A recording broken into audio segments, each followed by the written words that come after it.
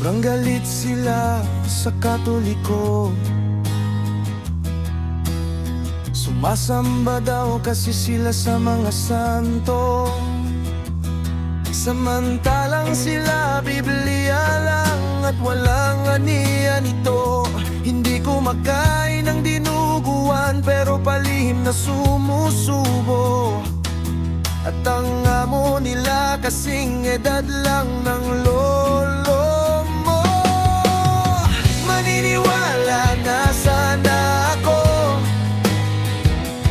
kaso parang tito mo lang ang pinuno nyo. At pag di ka nakadalo, may penalting naghihintay sa'yo.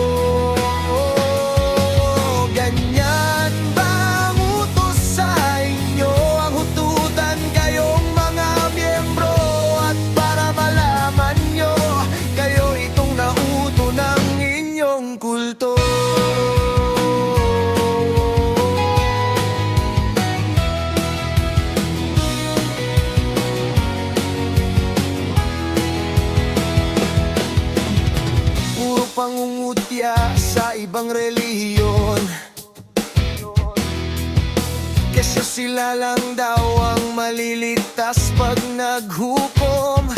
Kaya lang kayo dumami dahil magaling kayo magpameryenda sa mga dadalong bago. Tapos pagka sa pinababawayan na sa buloy nyo, mamiso kahit patagsing ko, kasi ang abuloy nila ay may kakibat na presyo. Maniniwala na sana ako,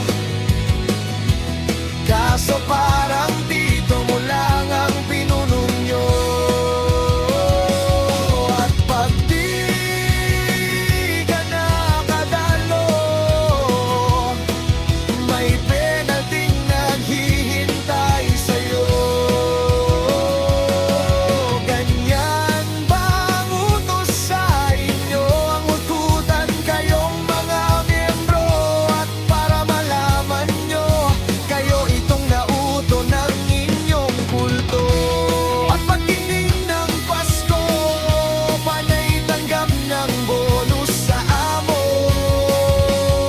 Lahat ng holidays ng Katoliko, kasama naman kayo. Pagsapit ng Holy Week, may bayad rin kayo. Maniniwala na sana ako, kaso parang tito mo lang ang pinuno nyo. At pag di